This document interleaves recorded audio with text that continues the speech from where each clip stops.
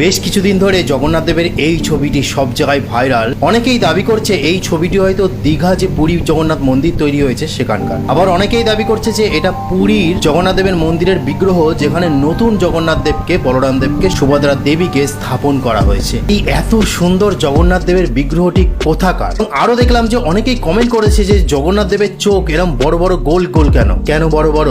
তাহলে শুনুন বন্ধুরা, প্রথমে দীঘা জগন্নাথ মন্দির যেটা তৈরি হয়েছে তার বিগ্রহটি দেখুন। সেখানকার জগন্নাথ দেব, বলরাম, সুভদ্রার সাথে সুন্দর ছবিটির কোথাও মিল খুঁজে পাওয়া যায় না। তাহলে এটা কোথা থেকে আসলো? এবার চলুন পুরী জগন্নাথ মন্দিরের জগন্নাথ দেবকে দেখা যাক।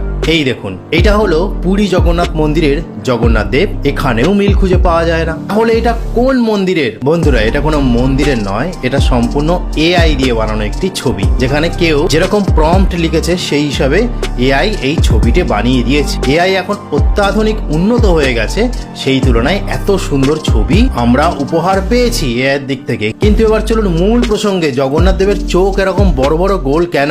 শুনুন, দাপর যুগের কথা। মাতা রোহিণী একসময় সকলকে ভগবান শ্রীকৃষ্ণ এবং রাধারানীর যে বাল্যকালের যে লীলা ছিল সেইগুলো বলছিলেন। সেখানে ভগবান শ্রীকৃষ্ণের বোন সুভদ্রা ছিল, তাকে চলে যেতে বলা হয়েছিল, কিন্তু সে দরজার পাশে ছিল।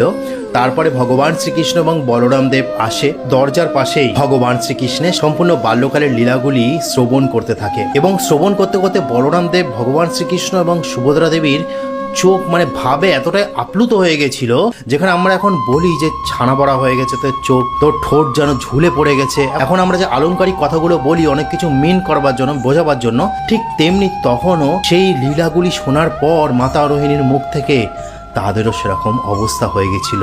তারা ভাবে আপ্লুত হয়ে গেছিল, তাদের চোখগুলো যেন গোলাকার বড় হয়ে গেছিল। তারা হা করে শুনছিল এবং তাদের যে ঠোঁট হা করে শুনলে যেরকম ঝুলে যায় সেরকম ঝুলে যাচ্ছিল। তারা বিভোর হয়ে গেছিল সেই ভগবান শ্রীকৃষ্ণ এবং রাধারানীর লীলা যখন শুনছিলেন।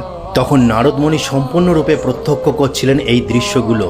তখন ভগবান হরির কাছে গিয়ে তিনি বললেন যে ভগবান, এই যে শ্রীকৃষ্ণ, বলরাম দেব এবং সুভদ্রা দেবীর যে রূপ, এই ভাবের রূপ ভক্তরা কিভাবে পেতে পারে? তখন ভগবান হরি বলেছিলেন, কলিযুগে ভগবান শ্রীকৃষ্ণ, বলরাম দেব এবং সুভদ্রা দেবী এই রূপে পূজিত হবে এই পুরী জগন্নাথ মন্দিরে। এবং আরো যদি আমরা ডিপলি ভাবে দেখতে চাই, তাহলে জগন্নাথ দেবের চোখগুলি সম্পূর্ণ গোলাকার এবং তার চোখের পলক নেই।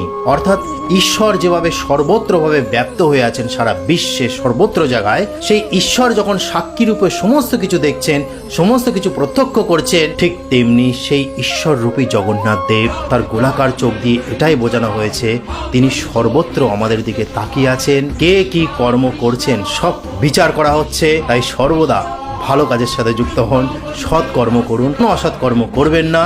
ঈশ্বর কিন্তু সবকিছু দেখছেন। তো এটা আজকে বলার ছিল। জয় জগন্নাথ, হরে কৃষ্ণ।